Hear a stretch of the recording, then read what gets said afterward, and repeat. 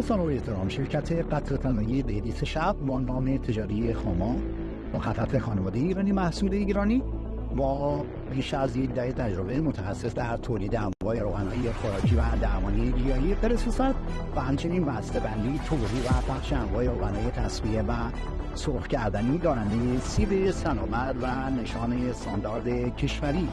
کارآفرین نمونه کشور در استان خراسان رضوی و دارنده 11 گواهینامه بین‌المللی استانداردسازی ایزو در صنعت غذا و کسب و کار هستیم. با تشکر و سپاس فراوان.